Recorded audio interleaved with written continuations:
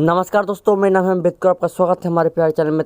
दोस्तों, आप लोग को बता दें कि अमेरिका ने पाकिस्तान की अपील पर सीज फायर बढ़ाया। ट्रंप बोले ईरान में एकजुटता नहीं, इसलिए वक्त लग रहा, अभी वहां हमले नहीं रुकेंगे। अमेरिकी राष्ट्रपति डोनाल्ड ट्रंप ने कहा कि अमेरिका पाकिस्तान की अपील पर ईरान के साथ चल रहे युद्ध विराम सीज फायर को आगे बढ़ा रहा है। हालांकि उन्होंने यह नहीं कहा है कि यह कितने दिन के लिए बढ़ाया गया है। ट्रंप ने कहा कि ईरान के अंदर इस समय नेतृत्व और सरकार में एकजुटता नहीं है। ऐसे वक्त में पाकिस्तानी पीएम शहबाज शरीफ और आर्मी चीफ ने उनसे ईरानी पर कुछ समय तक हमले रोकने की अपील की, ताकि ईरान को साझा प्रस्ताव तैयार करने का वक्त मिल सके। ट्रंप ने कहा कि इस अपील को मानते हुए उन्होंने अमेरिकी सेना को फिलहाल हमला रोकने का आदेश दिया है। हालांकि सेना को पूरी तरह तैयार रहने को भी कहा गया है और ईरान पर दबाव बनाए रखने के लिए नाकेबंदी ब्लॉकेड जारी रहेगी। उन्होंने साफ किया कि सीज फायर तब तक जारी रहेगा जब तक ईरान अपनी ओर से ठोस और एकजुट प्रस्ताव नहीं दे देता और बातचीत पूरी नहीं हो जाती, चाहे उसका नतीजा कुछ भी निकले।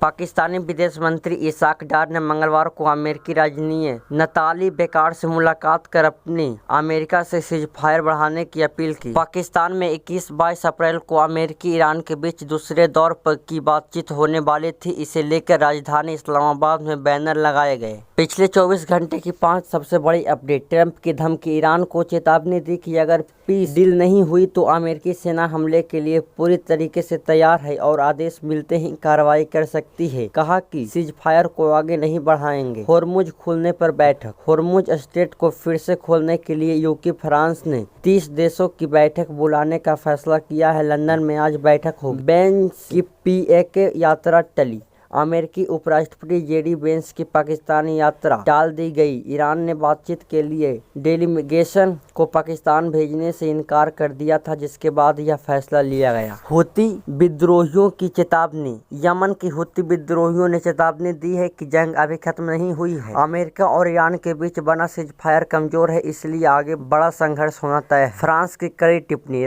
राष्ट्रपति इमैनुअल मैक्रों ने होर्मुज स्ट्रेट की नाकाबंदी को अमेरिकी की गलती बताया है। उन्होंने कहा कि इस फैसले के बाद ईरानी अधिकारियों ने अपना शुरुआती रूप बदल लिया। अमेरिका का इराक पर शिकंजा। डॉलर सप्लाई रोकी। ट्रंप सरकार ने इराक को डॉलर की आपूर्ति रोक दी है और उसकी सेना के साथ कुछ सुरक्षा सहयोग कार्यक्रम भी फिलहाल स्थगित कर दिए हैं। वॉल स्ट्रीट जर्नल की रिपोर्ट के मुताबिक यह कदम इराक पर दबाव बढ़ाने के लिए उठाया गया है, ताकि वह ईरान समर्थित मिलिशिया ग्रुप पर हमला लगा सके। रिपोर्ट में बताया गया है कि करीब $500 मिलियन नकद ले जा रहा एक कार्गो विमान हाल ही के अमेरिकी ट्रेजरी विभाग ने रोक दिया। यह पैसा इराक के तेल निर्यात से कमाई का था, जो न्यूयॉर्क फेडरल रिजर्व बैंक में रखा गया था। अमेरिकी अधिकारियों को चिंता है कि यह रकम मिलिशिया समूहों तक पहुंच सकती है, इसलिए इसे रोकने का फैसला लिया गया। गालिबाफ के सलाहकार बोले सीज फायर किसी काम का नहीं।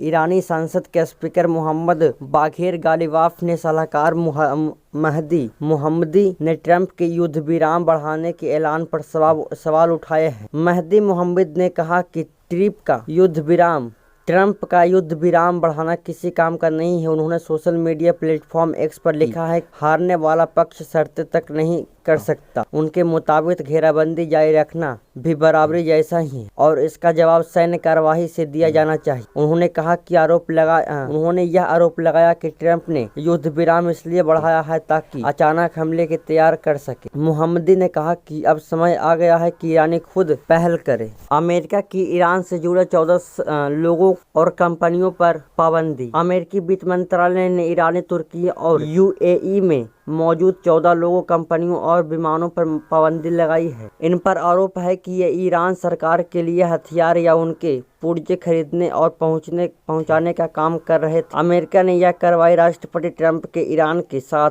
युद्ध विराम बढ़ाने के ऐलान से पहले की। इसका मकसद ईरानी शासन पर आर्थिक दबाव बनाए रखना है। जिन लोगों और कंपनियों पर पाबंदी लगाई गई है, उनकी अमेरिका से मौजूद संपत्ति या किसी अमेरिकी के पास मौजूद उनके कारोबारी हित अब फ्रीज कर दिए जाएंगे। अब कोई कंपनी इन पर 50% या उससे ज्यादा मालिकाना हक रखती है तो उस पर भी यह पाबंदियां लागू होगी। अमेरिका बोला, खर्ग में तेल रखने की जगह नहीं बचेगी। अमेरिका के वित्त मंत्री स्कॉट बेसेंट ने कहा कि यह ईरान के कार्ग आयरलैंड पर ऑयल स्टोरेज पूरी तरह भरने वाली है और उसमें नया तेल रखने की जगह नहीं बचेगी। उन्होंने कहा कि अमेरिकी नाकेबंदी वजह से ईरानी तेल निकाल रहा है लेकिन उसे बाहर भेज नहीं पा रहा। ऐसे में तेल जमा होता जा रहा है। ईरान को तेल कुओं को बंद करना पड़ेगा। उन्होंने कहा कि अमेरिकी नौसेना ईरानी बंदरगाहों पर नाकेबंदी जारी रखेगी और उसका मकसद ईरानी की आर्थिक ताकत को कमजोर करना है। उन्होंने चेतावनी दी है कि जो भी देश या संस्थाएं ईरान की मदद करेगी वे अमेरिका प्रतिबंधियों के दायरे में आ सकती है। ईरान में सड़कों पर यूएस विरोधी बैनर फोटोज लगे हुए, जैसा कि आप लोग तस्वीरों के माध्यम से देख सकते हैं। तेहरान ईरान में एक इमारत पर लगे अमेरिकी विरोधी होर्डिंग के पास से लोग गुजर रहे हैं। इसमें अमेरिकी फाइटर जेट्स को जाल में फंसा दिए गए हैं। इस बिल बोर्ड पर इस्लामिक क्रांति नेता आयतुल्ला रूहुल्लाह खामेनेई और ईरान के पूर्व supreme leader ayatollah Ali Khamenei को दिखाया गया है। इस होल्डिंग में एक सैनिक का हाथ दिखाया गया है जिसमें स्टेट ऑफ हॉर्मुज को अपनी मुट्ठी में पकड़ा हुआ है। इस पर फारसी भाषा में कुछ नारे लिखे हैं जिनका मतलब है कि हॉर्मुज खामोश ईरान के नियंत्रण में रहेगा, ट्रंप कुछ भी नहीं कर पाए और इस समुद्री रास्ते पर हमेशा ईरान का ही कब्जा रहेगा। न्यूयॉर्क सिटी में एक आर्ट इंस्टॉलेशन के दौरान artist the student racer the Holi Bible नाम की किताब दिखाते हुए इसमें ट्रंप से जुड़ी बातों को बाइबिल जैसी शैली में लिखा गया है। हॉर्मुज खोलने के लिए ब्रिटेन, फ्रांस 30 देशों के साथ बैठक करेंगे। हॉर्मुज खुलवाने को लेकर 17 अप्रैल को पेरिस में एक बैठक हुई थी जिसमें मतर्ज, मैक्रो, स्टारमन और मेलोनी समेत कई देशों के नेताओं ने हिस्सा लिया था। तो दोस्तों आज के लिए बस इतना ही। धन्यवाद।